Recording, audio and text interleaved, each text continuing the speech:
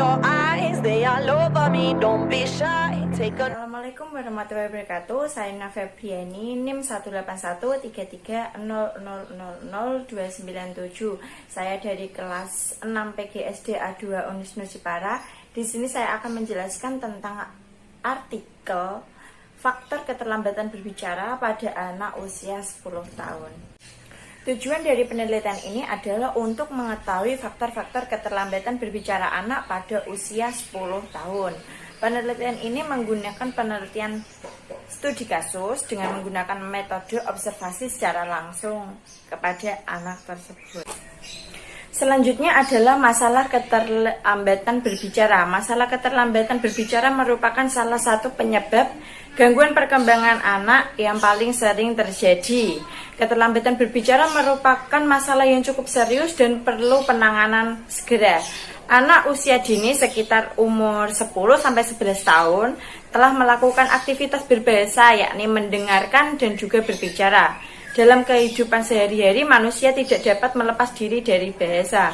Pembelajaran bahasa untuk anak usia dini diarahkan pada kemampuan berkomunikasi baik secara lisan maupun tertulis. Anak secara alami belajar bahasa dari interaksinya dari orang lain untuk berkomunikasi, yaitu seperti menyatakan pikiran, keinginan, maupun memahami pikiran dan juga keinginan orang lain. Keterlambatan berbicara dapat diketahui dari ketepatan penggunaan kata yang ditandai dengan ucapan yang tidak jelas dan dalam berkomunikasi hanya menggunakan bahasa isyarat, sehingga orang tua maupun orang di sekitarnya kurang dapat memahami anak, walaupun sebenarnya anak dapat memahami apa yang dibicarakan oleh orang lain. Kehidupan anak ini sangat ditentukan dari dukungan orang tua. Hal lain dapat dilihat apabila dukungan orang tua yang baik, maka perkembangan atau pertumbuhan anak relatif stabil. Tetapi apabila dukungan orang tua kurang baik, maka anak akan mengalami hambatan pada dirinya yang dapat mengganggu psikolog anak.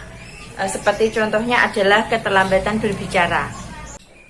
Faktor keterlambatan berbicara pada anak menurut Khairiyah ada 4, yaitu pengetahuan, bahasa kedua, gaya bicara, dan juga hubungan orang tua dan kesehatan. Faktor penyebab yang sering menyebabkan keterlambatan berbicara pada anak yaitu faktor pengetahuan yang menyebabkan anak tidak percaya diri berinteraksi dengan lingkungannya.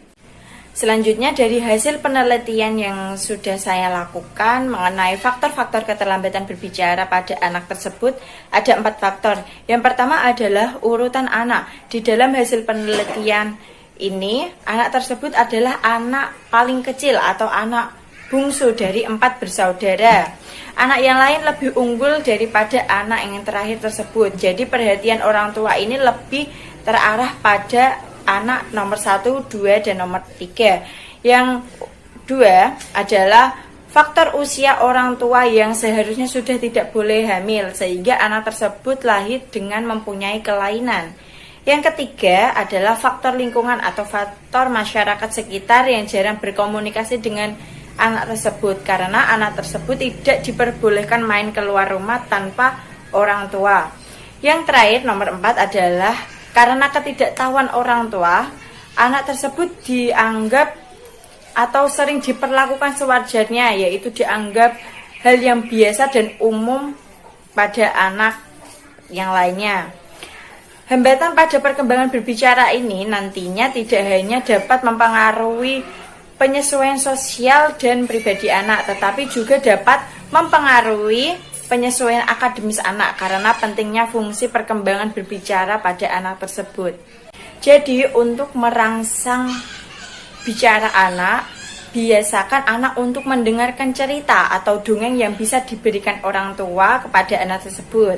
Ajarkan anak untuk mengucapkan kata atau ide dengan mengajarkan kata berserta tunjukkan bendanya atau objeknya. Misal, ini kursi. Jadi orang tua bisa menunjukkan benda nyata bahwa itu kursi.